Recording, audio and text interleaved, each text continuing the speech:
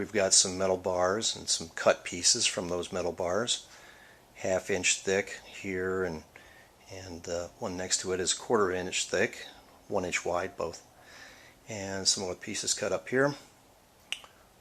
Digital tachometer here that we're going to measure the speed of this DC motor here, and we've got a couple of meters.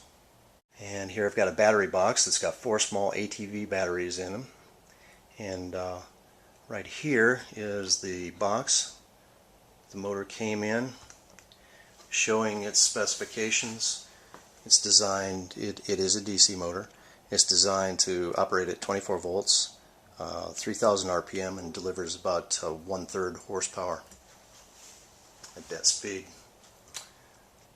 Going back up here to the battery box here, what I've done is usually I just keep these in parallel, so it just delivers 12 volts. They're very small ATV batteries. But right now I've got the back one and the front one connected in series, so I can get 24 volts to run this particular motor at its designated power input. So let's get started here. One final piece to the puzzle that makes this quite unique, and it's what my friend has termed the STARGATE, and it looks like this. Pretty simple, huh? All it is it's 1/8 inch aluminum here and here, plates cut in this shape, and these are thick plastic spacers and brass screws to hold it all together. That's it. It's actually a retainer. The inside diameter here is exactly relative to the diameter of the casing of the motor. Okay, first of all, we'll show you how it runs with its design power input.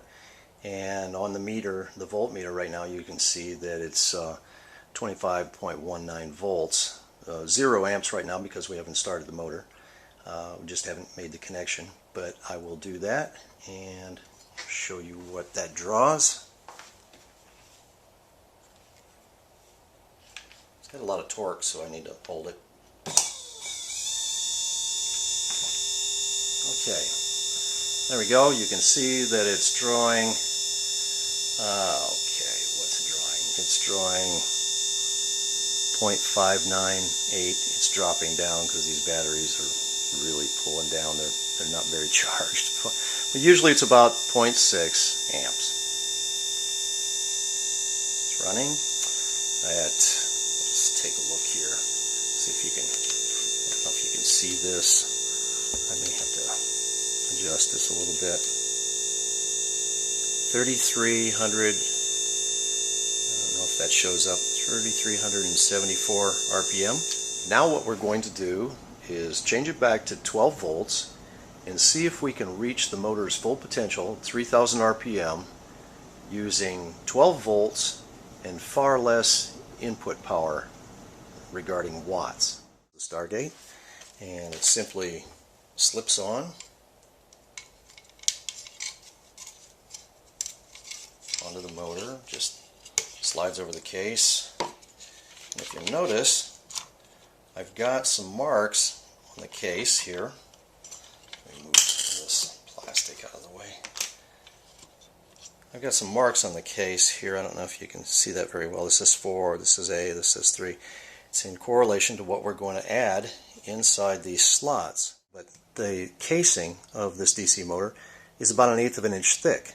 So what we need, if we just put a magnet on there, the casing wants to deflect the magnetic strength, the flux, outward.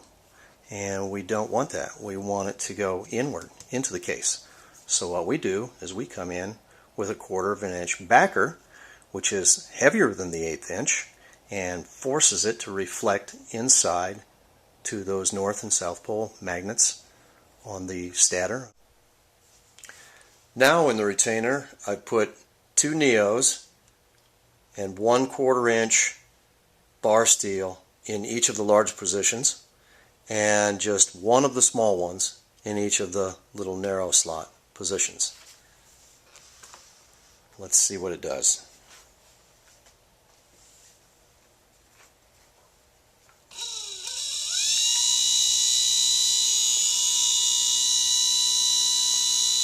check the RPM, 3720, 26, 3730. So it's gaining 3730 at least. Power. The draw is 12.21 volts and 1 amp. On the motor with the STARGATE retainer, we've got 2 of the bar magnets in each of the 4 positions, and we've got 8 of the little narrow ones in each of their 4 positions. Let's turn it on. Let's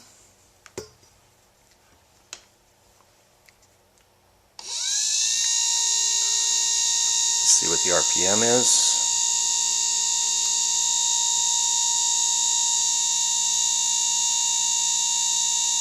Get it on there. 3,500, roughly 3,500 RPM. Goes up and down a little bit. It's drawing 12.34 volts at 1 amp. Now at this point, you would think that if you just added 2 more of these neo bar magnets to each of the 4 locations for them and filled the stator retainer up, 8 in the position of the small ones and all the way around, and 4 in those positions, that you might double the RPM from where we were just at 3,500 in this condition to say perhaps 7,000 RPM. That's where you would be totally wrong, because what it actually does is it quadruples the speed and gets close to 15,000 RPM. Now this little motor isn't going to run for very long at 15,000 RPM. It's not designed to go but anything but around 3,000 RPM. And the fact that there are no ball bearings on the shaft on either end, just those sleeve bearings, that's where your heat would come in. Because remember, at 3,500 RPM, we were only drawing 12 watts.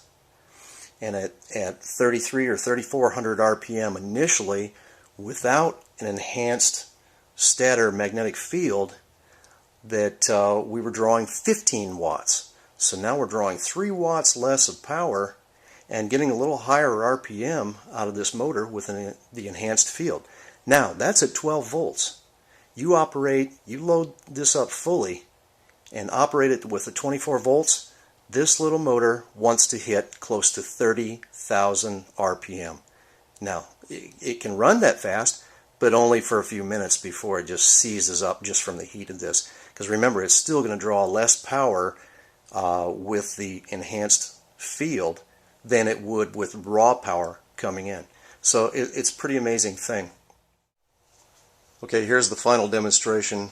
We've got we're starting with 12.28 volts on the voltmeter, and the STARGATE motor has all 4 of the large bar magnets in place, all in the 4 different locations all the way around, and the 8 small ones in place. So we've got maximum magnetic interaction with the stator field inside, and I've got the digital tach set up to show you what the RPM is. Can't run this for long because I know it'd blow this motor because it just goes crazy. It's just so powerful. But here it goes. So just keep an eye on the tach here, and I'll give it some power. 7,000, 8,000, 9,000, 10,000. Oops, I got to shut it down because it wants to go to 15,000 RPM. Yes, it is spinning. And remember, we're talking about a motor that's only designed to operate at 3,000 RPM. So to have all this less power input and get this kind of output out of it by just enhancing the magnetic field, truly a STARGATE operation.